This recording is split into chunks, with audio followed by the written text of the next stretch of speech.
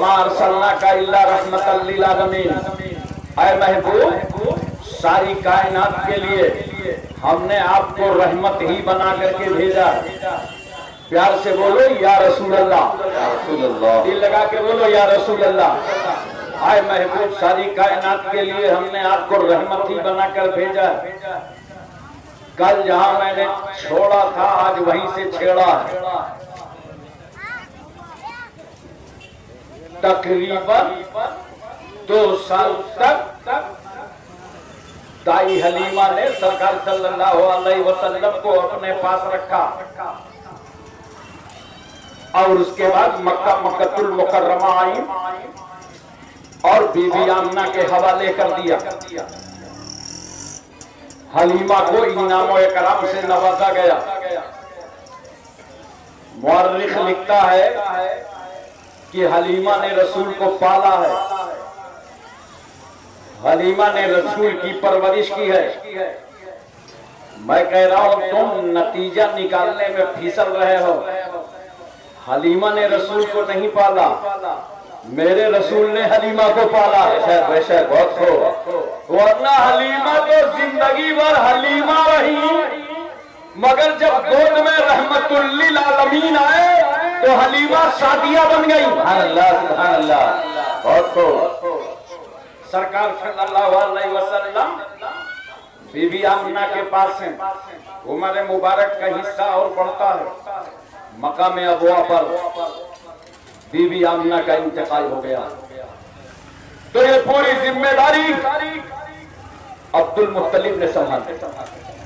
कहा शहजादे मुअज्जम, अब आप मेरे पास रहिए। बहुत तवज्जो कीजिएगा, सिलसिलेवार बयान जारी रहेगा। इंशाअल्लाह ताला आपको सब कुछ समझ में आ जाएगा। अब्दुल मुत्तलिब ने अपनी जिम्मेदारी में ले लिया। एक दिन सरकार सल्लल्लाहु अलैहि वसल्लम की आंखों में दर्द हुआ तो अब्दुल मुत्तलिब ने सरकार को लिया और कहा चलो आपका इलाज करा दें। अब्दुल मुत्तलिब एक राहिब के दरवाजे पर पहुंचे। तकरीबन उम्र मेरे आका सल्लल्लाहु अलैहि वसल्लम की 7 से लेके 8 साल तक की है। दरवाजा खटखटाया। राहिब अपने रस्मों रिवाज के मुताबिक इबादत में मसरूफ था। उसने निकलने में ताखीर की तो राहिब को ऐसा महसूस हुआ कि उसके गिरजा की दीवारें आपस में मुतसादिम होने वाली, टकराने वाली हैं। समझ गया मेरे दरवाजे पर कोई अबकारी शख्सियत मौजूद है, छोड़ो इबादत, निकलो बाहर। जब राहिब बाहर निकला तो देखा सरदार मक्का अब्दुल मुत्तलिब खड़े हैं और साथ में 8 साल का मुस्कुराता हुआ शहजादा। सुभान अल्लाह, सुभान अल्लाह। पूछा राहिब ने, सरदार मक्का आप कैसे आए हैं? मुझे हुक्म दे देते मैं हाजिर हो जाता, आप क्यों आ गए? कहा देखो मेरे बेटे अब्दुल्ला के लाल ये मोहम्मद हैं सल्लल्लाहु अलैहि वसल्लम, इनकी आंखों में दर्द है, इलाज के लिए आया हूं, देखो इनकी आंखें। राहिब मुतवज्जा हुआ नबी की तरफ। क्या हिम्मत थी राहिब की कि अपनी आंखें मुस्तफा की आंखों में डाल देता। देख रहा है नबी का चेहरा, कितनी इज्जत माफ है तुम्हारी आंखें, सुभान अल्लाह, सुभान अल्लाह। कितनी रिफत माफ है तुम्हारी आंखें, कितनी तकद्दुस माफ है तुम्हारी आंखें, कितनी इस्मत माफ है तुम्हारी आंखें। ताब न ला सका, अंदर चला गया। अंदर से एक किताब निकाल करके लाया और दरवाजे पर खड़ा हुआ, किताब को हाथ में लिया। अब किताब का फर्क पड़ता है, कभी किताब पढ़ता है, कभी मुस्तफा का चेहरा पढ़ता है, सुभान अल्लाह। कभी किताब की लकीरें देखता है, लाइन देखता है, कभी मुस्तफा की पेशानी के जलवे देखता है और कहता है अब्दुल मुत्तलिब किसे लाए हो? बहुत हो। किसे लेकर आए हो? जिसे तुम अपना पोता बता रहे हो। हमारी किताब में लिखा है ये तो अल्लाह का नबी बनकर के आया है। सुभान अल्लाह, नारे तकबीर, नारे रिसालत, जश्न ईद मिलादुन नबी। और सुभान अल्लाह। और नबी का इलाज हम करें, कोई हिंदुस्तान का डॉक्टर होता ना तो कहता गोल्डन चांस, सरकार का इलाज कर लेंगे, दुकानदारी बढ़ जाएगी। मगर वो राहिब जरूर था, अकीदे में थोड़ा बहुत निखार था, उसने अपनी किताबों में पढ़ा था एक नबी आएगा, आखिरी नबी होगा, खातिमुन नबीयीन होगा। आज किताब भी सामने है, मुस्तफा भी सामने है। सुभान अल्लाह, सुभान अल्लाह।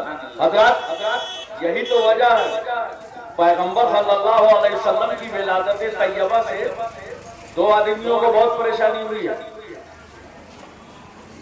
दो आदमी को बड़ा प्रॉब्लम हुआ है। एक तो इब्लीस को, जब सरकार पैदा हुए तो वावैला करने लगा, हंगामा मचाने लगा। आप सोच रहे होंगे इब्लीस क्यों परेशान था, इब्लीस को क्या इतना बड़ा प्रॉब्लम हो गया जानते हो? अल्लाह ने उसको जन्नत से निकाला था, निकल जा रजीम, निकल जा तू मरदूद है। बाहर आ गया तो खुदा से कह रहा है निकाल तो रहा है मौला, मैं तेरे बंदों को बहकाऊंगा। तो अल्लाह ने फरमाया सुन, तू मेरे मुखलिस बंदों को बहका ना पाएगा। 400 साल से ज्यादा अरसा गुजर गया था ईसा अलैहिस्सलाम को आए हुए, दरमियान में कोई नबी नहीं, कोई रसूल नहीं। इब्लीस की बहुत चल रही थी समाज में, बहका रहा था, गुमराह कर रहा था, तौहीद से हटा रहा था। जब रसूल पैदा हुए तो वावैला करने लगा कि सारा मिशन फरोग, सारा मिशन खत्म हो गया। मैं तो सोच रहा था अल्लाह तेरे बंदों को जहन्नम पहुंचाऊंगा, मगर तूने तो ऐसा रसूल भेजा कि वो शफाअत वाली चादर में लेकर उन्हें जन्नत पहुंचा देगा। सुभान अल्लाह। मैं तो सोच रहा था इन्हें हिदायत की राह से हटा दूंगा, मगर ऐसा नबी आ गया जो हिदायत के रास्ते पे लगा के उम्मत को मंजिल तक पहुंचा देगा। बड़ा प्रॉब्लम हुआ इब्लीस को। और एक और मदीने शरीफ में बुढ़ा यहूदी था, उसे बड़ा प्रॉब्लम था। जब उसको मालूम हुआ कि मक्के में रसूल पैदा हो गए हैं, बड़ी बेचैनी हुई। जानते हो ये दो को बेचैनी क्यों हुई? बहुत प्यार से मेरी बात अपने दिमाग पर उतार लेना। इब्लीस को तो मैंने समझा दिया, इस यहूदी को बेचैनी क्यों हुई? इसे बेचैनी इसलिए हुई कि इसको मालूम हुआ मक्के में कुरैश खानदान में अब्दुल्ला के घर में मोहम्मद सल्लल्लाहु अलैहि वसल्लम की जलवागरी हुई है। ये बुढ़ा परेशान हो गया क्योंकि इन्होंने समझा था यहूदियों ने कि आखिरी नबी जो आएगा वो बनी इस्राइल में आएगा। लो आखिरी नबी तो बनी इस्माइल में पैदा हो गया। हो बेशक इन दोनों को आज भी बेचैनी रहती है, याद रखिएगा इस बात की। यही मेन दुश्मनी इस्लाम और मुसलमानों से इन यहूदियों को रहती है। जरा मैं अर्ज कर रहा हूँ और आपको बताना चाहता हूँ कि सरकार सल्लल्लाहु अलैहि वसल्लम की बारगाह में किताब लेकर के खड़ा और कहता है नबी का इलाज हम करें।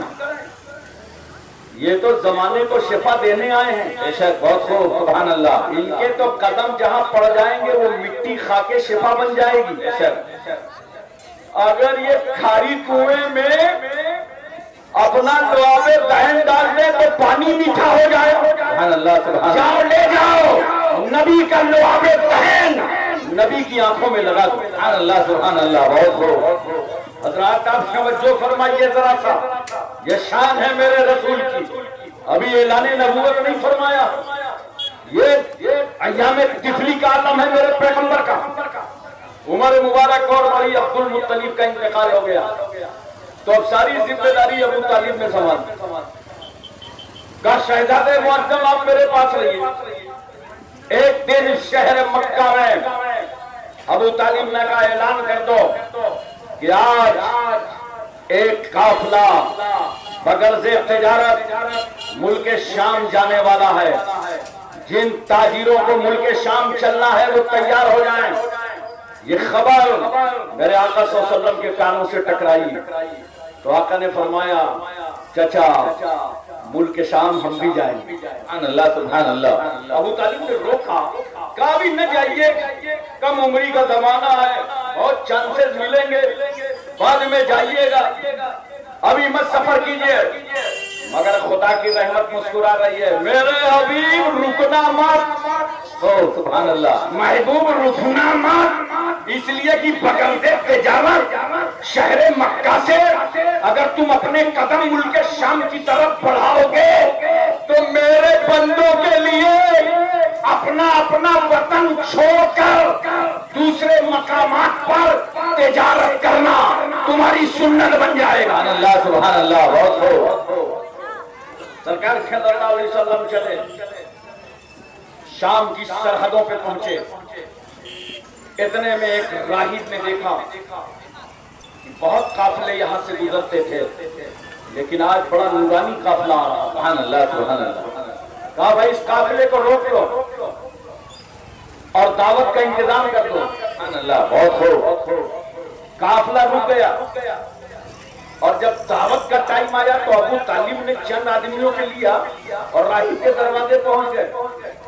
राहिब ने आगे देखा, पीछे देखा, दाएं देखा, बाएं देखा, ऊपर देखा, नीचे देखा और रसूल नजर ना आए, क्योंकि नबी सल्लल्लाहु अलैहि वसल्लम को काफिले में छोड़ दिया, वहीं खेमे में छोड़ दिया, तब खुद दावत में चले गए।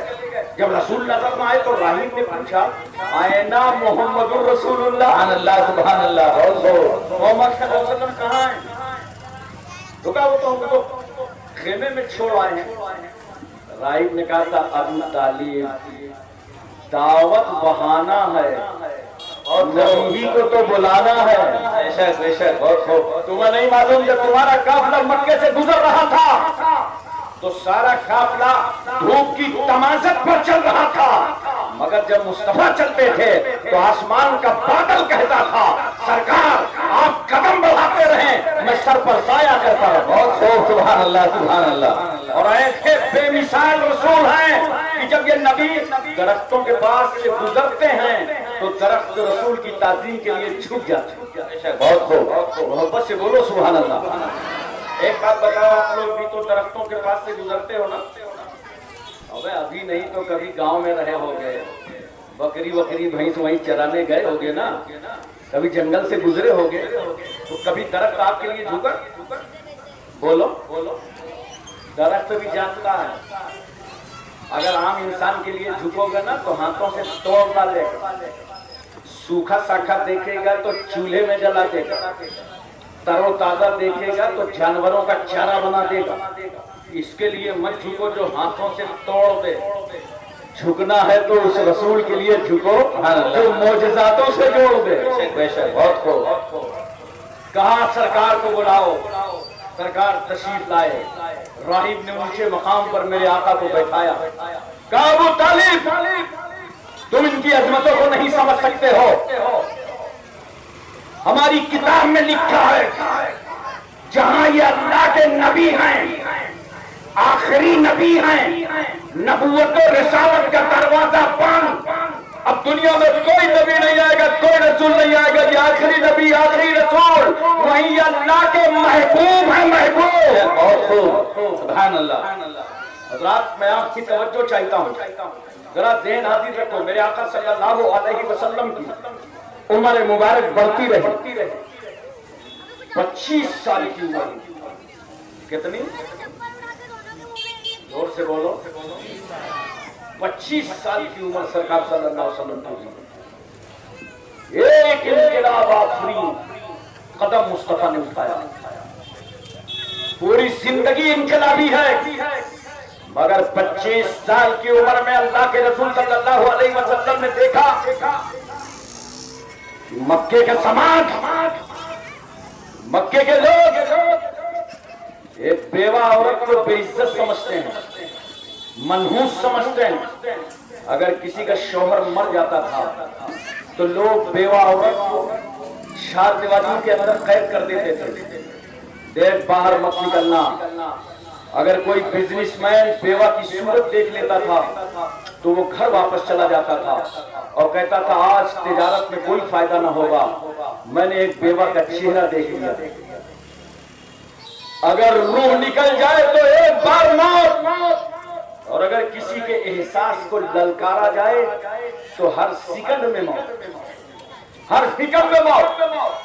बेवा की सहेली की बारात आई है, बेवा का कलेजा फट रहा है। मैं अब किसी के घर की दुल्हन नहीं बन सकती, मेरा दूसरा निकाह नहीं हो सकता, मेरे हाथों में मेहंदी नहीं लग सकती।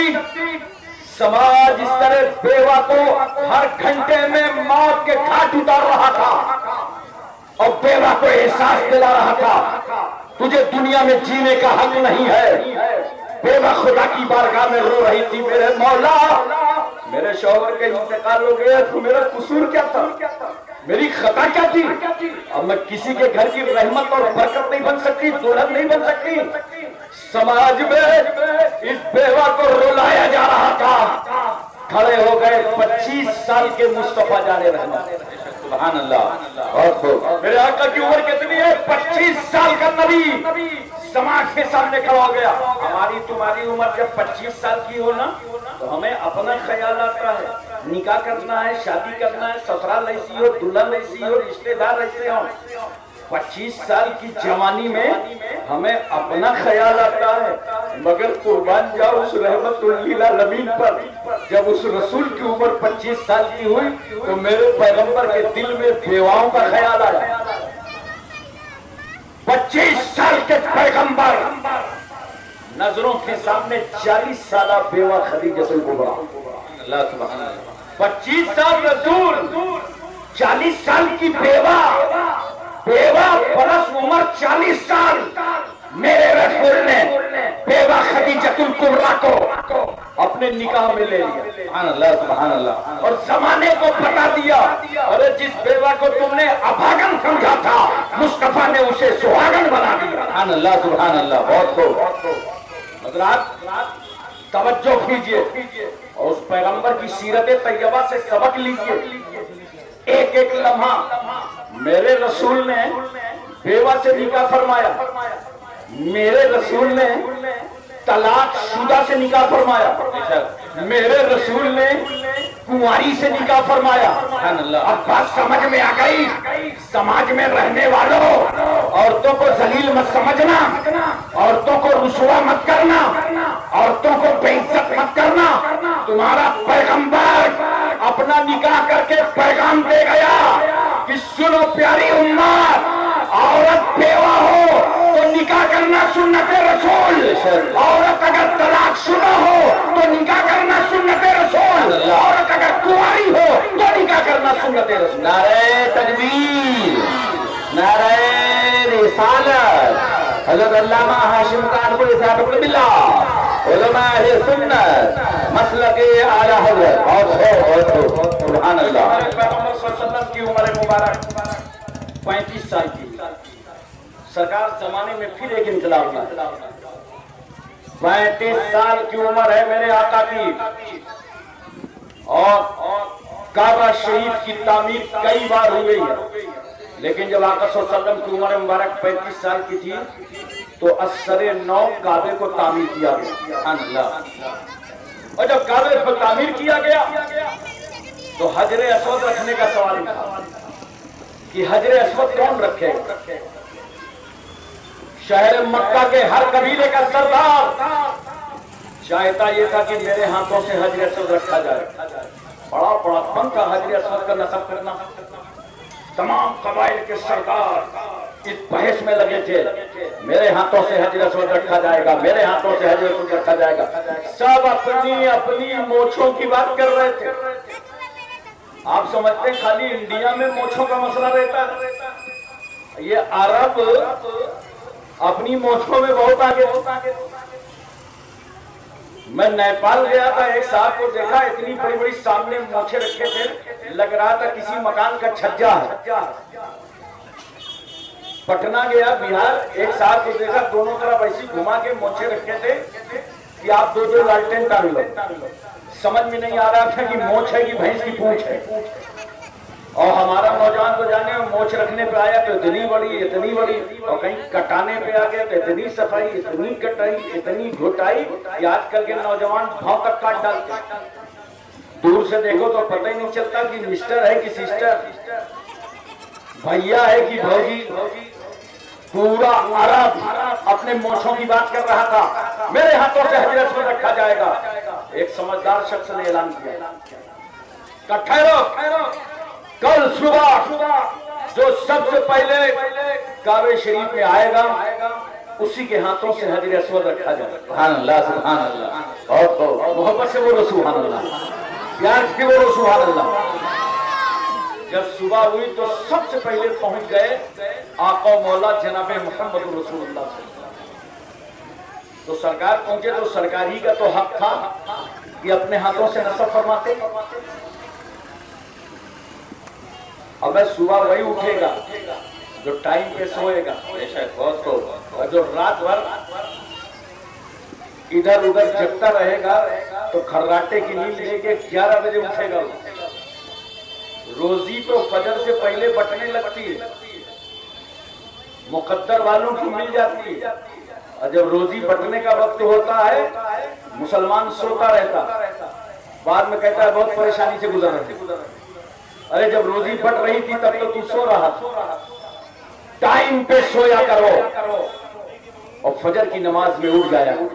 सुभान अल्लाह। देखना तुम्हारे घरों में कितनी बरकतें अल्लाह ताला नाज़िल फरमा देगा। सबसे पहले आका सल्लल्लाहु अलैहि वसल्लम पहुंच गए तो सरकार ही का हक था कि अपने हाथों से नसब फरमाएं, मगर उसके बावजूद पैगंबर सल्लल्लाहु अलैहि वसल्लम क्या फरमाते हैं, ए लोगों एक चादर लाओ। सुभान अल्लाह, सुभान अल्लाह। चादर मंगाया रसूल ने, कहा हजर अस्वद को चादर पे रख दो।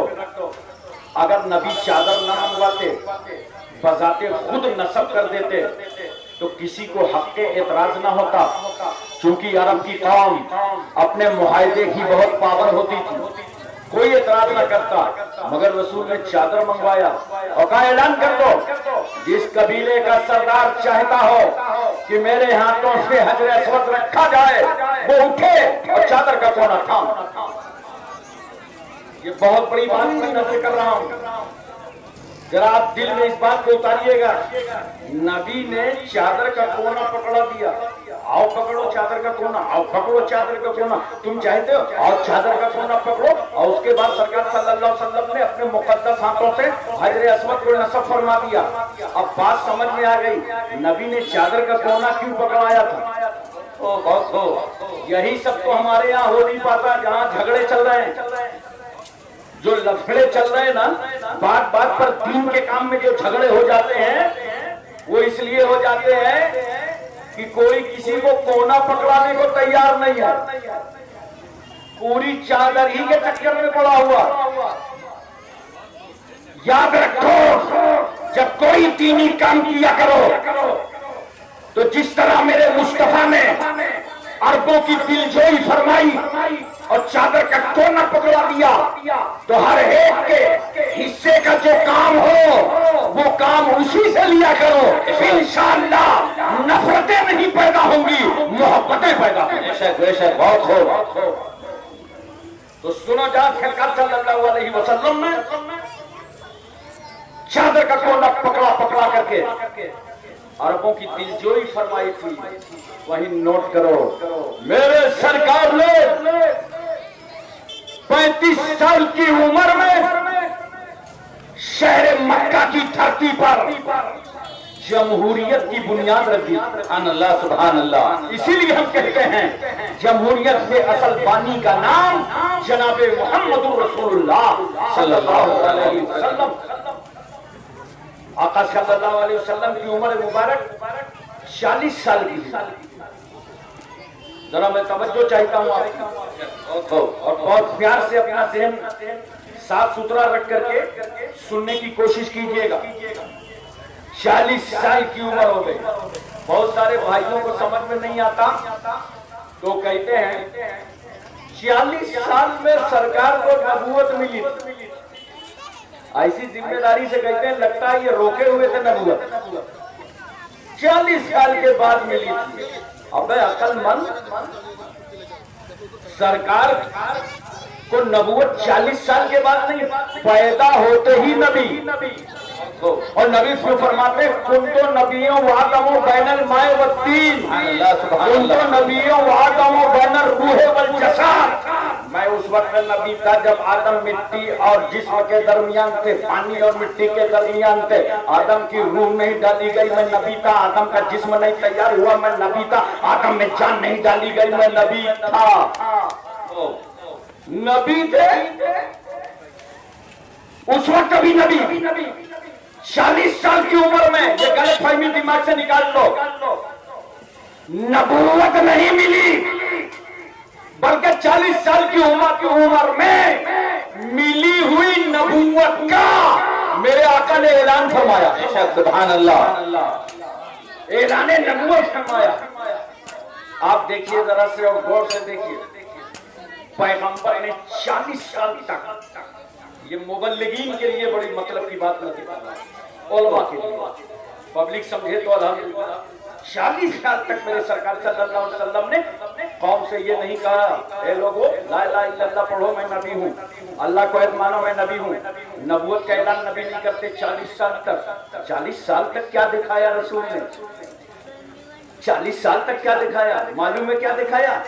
आज हम नबूवत के पहले की जिंदगी कौम के सामने नहीं दिखा पाते। पहले की जिंदगी देखी के तो लोग ईमान लाए, बेशक बहुत 40 साल से पहले की जिंदगी देखा कि नबी मोहब्बत फरमा रहे हैं, नबी उठ रहे हैं, नबी तिजारत कर रहे हैं, नबी ऐसे चलते हैं, नबी का ये अखलाक है, नबी का ये किरदार है, मजदूरों के साथ ये व्यवहार है, समाज के साथ ये व्यवहार है। 40 साल तक मेरे रसूल ने अपनी जात को मनवाया। सुभान अल्लाह। तबलीग करने वालों, हमारे मुकद्दस उलमा, मुबल्लिगीन, मस्जिद के इमामों से मैं गुजारिश करूंगा कि रसूल ने 40 साल तक अपने को मनवाया। शायद बहुत हो, तुम पहले 40 दिन तक अपने को मनवा लिया करो। जब अपने को मनवा लोगे कि सुन्नत के मुताबिक तुम्हारी जिंदगी गुजर रही है, तुम्हारा किरदार ऐसा है, तुम्हारा कैरेक्टर ऐसा है, जब तुम्हें लोग मान जाएंगे, जब जात मानेंगे तो बाद भी मान जाएंगे। शायद बहुत हो, तो नबी अपने को 40 साल तक मनवाया। और जब कभी नबी को कौम ने समझ लिया कि मक्के का ये रसूल अमीन है और सादिक, सुभान अल्लाह, अमानतदार है, सच्चा है, नबी ने ये दिलों में लोगों के उतार दिया। तो सरकार सल्लल्लाहु अलैहि वसल्लम ने मक्के के समाज को जमा किया और फारन की चूटी पर खड़े हुए। पैगंबर ने फरमाया, मुझे पहचानते हो? हाँ, हम आपको जानते हैं, आप मोहम्मद इब्ने अब्दुल्ला हैं। एक बात बताओ, मेरे बारे में क्या ख्याल है, क्या राय है, क्या इरादा है? क्या मुझे कभी झूठ बोलते पाया? 40 साल में हमने आपको कभी झूठ बोलते नहीं पाया। आप अमीन हैं, सादिक हैं, सच्चे हैं। कहा जब तुमने मुझे कभी झूठ बोलता नहीं पाया तो ये बताओ, अगर मैं ऐलान कर दूं कि पहाड़ की पुष्ट से कोई आ रहा है तो क्या मान जाओगे? बेशक।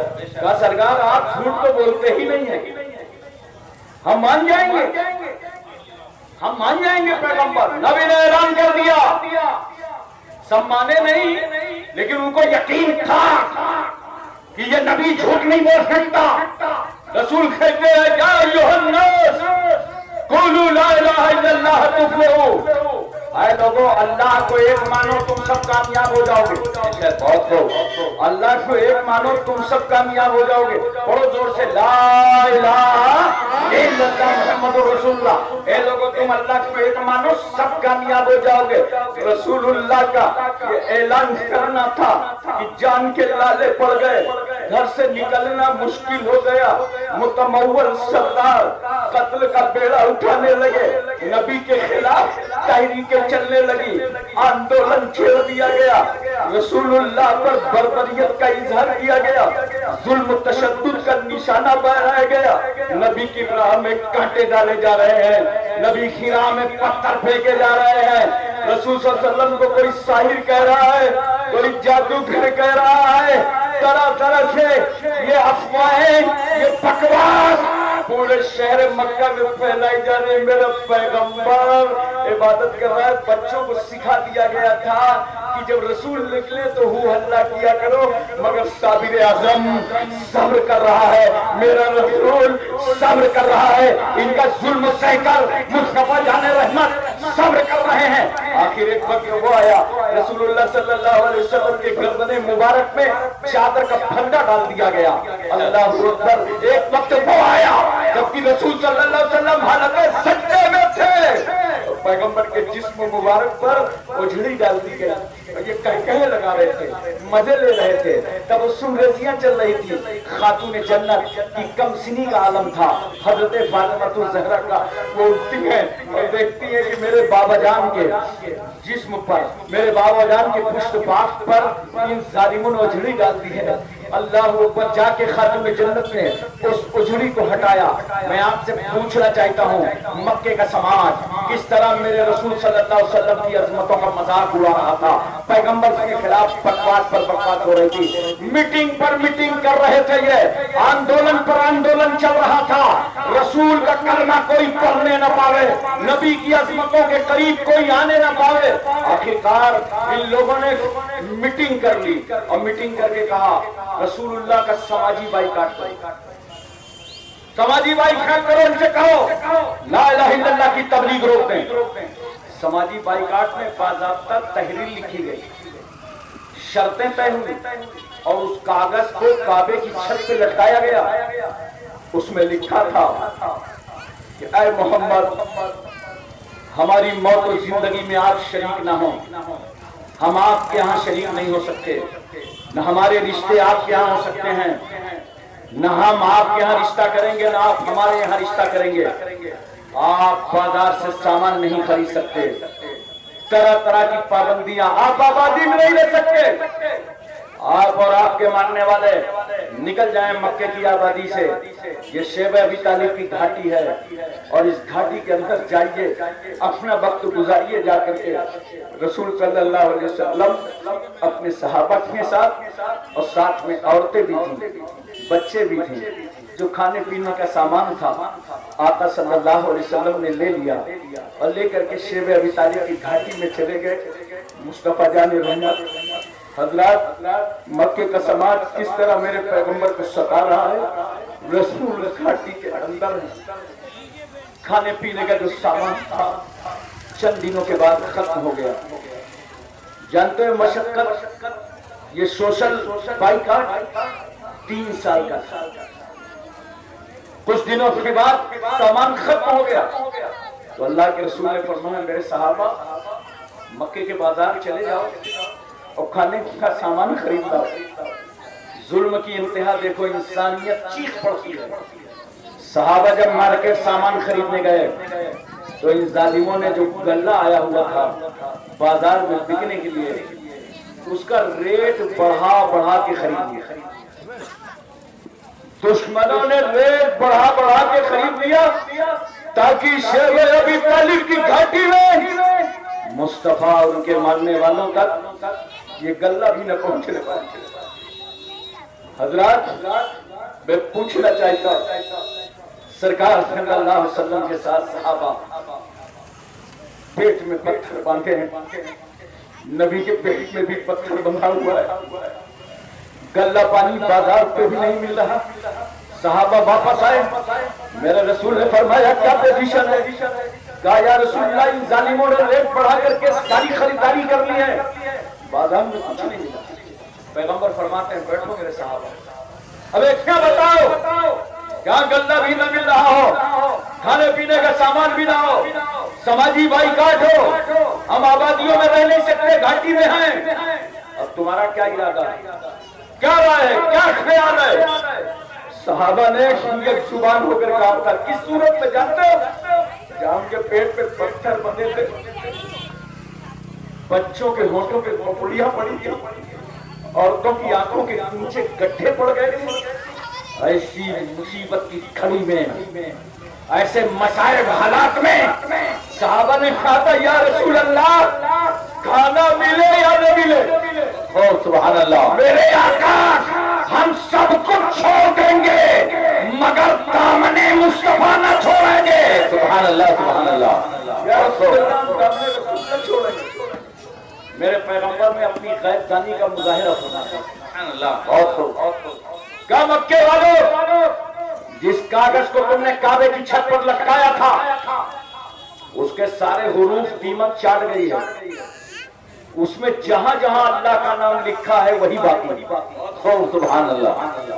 ये बात जब मक्के में फैली तो बकवास करने वालों ने कहा मोहम्मद सल्लल्लाहु अलैहि वसल्लम तो ऐसी गैब की खबर देते रहते हैं। अबू जहल को मालूम हुआ। अबू जहल ने कहा यार उतार के देखने में क्या जाता। अबू जहल हमदर्दी नहीं कर रहा, सोच रहा था कहां अबी तालिब की घाटी, कहां काबा, और कागज के अंदर फिर दीमक खा गई। खोलो। अबू जहल बड़ा खुश था, खोलो। आज जब कागज के हुरूफ सलामत मिलेंगे तो नौज बिल्लाह मोहम्मद का मजाक उड़ाने का मौका मिल जाएगा। ये अबू जहल की नियत थी। सरकार फरमाते हैं उतार लो उस कागज को। जब काबे की छत से कागज उतारा गया पूरे मक्के ने देखा सारे हुरूफ दीमक चाट गई है, सिर्फ खुदा का नाम बाकी। सुभान अल्लाह, सुभान अल्लाह। बहुत सिर्फ अल्लाह का नाम बाकी है। सरकार सल्लल्लाहु अलैहि वसल्लम उस घाटी से बाहर आए। हजरात मैं पूछना चाहता हूं और आपको बताना चाहता हूं, प्यारे मोहब्बत से जरा समझने की कोशिश कीजिए और नबी करीम सल्लल्लाहु अलैहि वसल्लम की जिंदगी समझिए।